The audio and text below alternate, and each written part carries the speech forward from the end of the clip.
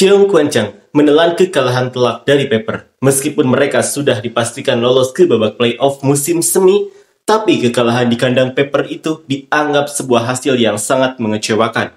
Permainan Cheung Kwan-chang benar-benar tidak mencerminkan tim yang siap untuk bersaing di musim semi, apalagi pada laga tersebut sejumlah kesalahan masih saja selalu mereka lakukan dan belum ada perbaikan yang signifikan. Seperti inilah komentar fans Korea. Strategi Go Hee-jin yang sama setiap hari sangat membosankan atau menjengkelkan. Bisa saja kalah, tapi tindakan yang mengabaikan fans tidak bisa dimaafkan. Saya tidak akan menonton pertandingan Cheung Kwan-chang lagi secara langsung. Ini pertama kalinya saya melihat tim yang kalah dalam pertandingan lalu kabur tanpa menyapa para penggemar yang datang dari jauh. Baik pelatih maupun pemain semuanya berantakan. Itu pasti perintah pelatih.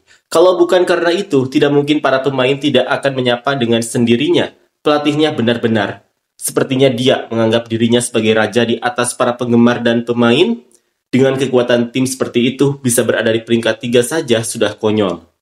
Saya seorang penggemar Pepper yang menonton langsung, tapi setidaknya sebelum naik bus, mereka menyapa dan berfoto bersama. Pepper tidak bisa menghentikan Buki dan Mega sekaligus, jadi mereka hanya fokus pada Mega dan itu berhasil. Apakah Go Hee-jin selalu harus menang sendiri? Apa yang dia lakukan kalau sedikit saja tidak berjalan baik?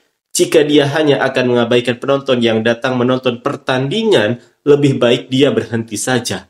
Go Hee-jin, kamu tidak pantas menjadi pelatih. Orang-orang yang menonton pertandingan merasa sangat tidak nyaman dan kesal. Pepper mencatat 18 blok. Mereka benar-benar mengunci Mega dan Buki. Menaburkan banyak bubuk cabai dan wasabi. Serangan Eun-seo yang kuat dan mengesankan. Selamat atas 10 kemenangan. Pelatih pergi sendiri setelah kalah. Bukankah itu tidak benar? Bukan berarti dia ingin kalah. Tapi entah menang atau kalah, dia seharusnya tetap mendukung para pemain. Sangat mengecewakan. Set ketiga benar-benar dihancurkan 25-13 dengan 18 blok. Mereka menjadi tim yang penuh kekuatan. Dan Mega serta Buki terus-menerus dikalahkan oleh Pepper. Pepper bermain seolah-olah mereka adalah tim peringkat 2. Jika operan kepada penyerang terlalu mudah dibaca oleh lawan, jangan heran jika banyak serangan berhasil diblok. Kelemahan Anda adalah bahwa serangan dari posisi tengah harus lebih merata agar penyerang dapat mencetak poin secara efektif. Selamat atas kemenangan tim Pepper hari ini. Terutama pertahanan blok Pepper sangat baik. Selain itu, Im Jo-eun yang memiliki kecepatan lebih cepat dari Yoo-heung bermain dengan sangat baik. Khususnya Park Eun-seo yang masuk sebagai pemain pengganti di tengah pertandingan menunjukkan serangan yang luar biasa. Lee Ye-rim juga bermain dengan baik. Park Sarang dan seluruh pemain utama hari ini tampil dengan baik. Namun ketika tim sedang unggul di setiap set, mereka sering kehilangan keunggulan karena para pemain tampak terlalu bersemangat, menjadi tidak fokus dan bermain dengan sikap yang kurang serius. Hal ini perlu diperbaiki dengan lebih banyak konsentrasi dan ketahanan mental. Tim Pepper, saya selalu mendukung kalian. Mari raih 12 kemenangan. Saya berharap ada analisis pertandingan yang lebih akurat. Hari ini jelas Megawati yang membuat Cheung Kwan-chang kalah. Dia hanya mencetak 12 poin. Tidak ada satupun penerimaan atau dig. Terus-menerus diblok. Dan melakukan kesalahan yang memberi Pepper hingga 15 poin. Bisa dibilang, pertandingan ini benar-benar mengungkap kelemahan besar seorang pemain yang hanya bisa menyerang tanpa kontribusi di pertahanan. Pada akhirnya, Megawati terlalu dinilai berlebihan, bahkan dalam proses pemilihan MVP putaran keempat, performa luar biasa Silva diabaikan demi mengangkat Megawati. Dan sekarang batas kemampuannya mulai terlihat.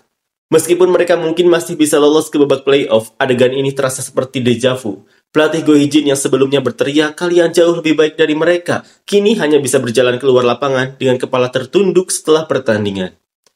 Tidak terlalu mengejutkan, ini adalah hasil yang sudah diprediksi. Di set ketiga, kehadiran pelatih sama sekali tidak ada pengaruhnya. Ketika momentum mulai beralih ke lawan di awal permainan, dia bahkan tidak meminta time out. Apa sebenarnya yang dilakukan pelatih? Sebagai penggemar Cheung Kwan-chang, saya sangat kecewa. Sepertinya harapan untuk juara sudah hilang.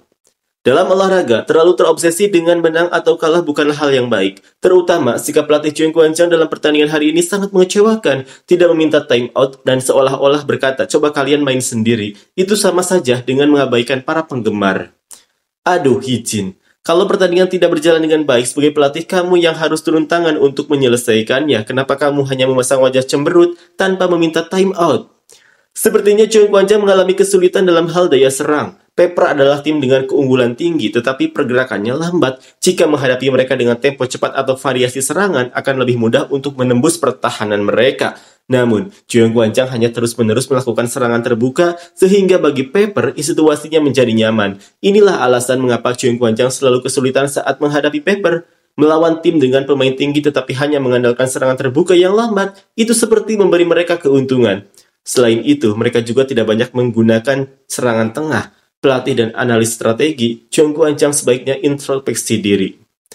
Jika tim ini sudah sampai ke putaran 5, tetapi masih tidak melakukan perubahan, maka benar-benar tidak ada harapan. Lebih baik Pepper yang lolos ke babak berikutnya. Jadi, pertandingan ini benar-benar menunjukkan bahwa pelatih hanya mengandalkan kualitas pemain tanpa strategi apapun.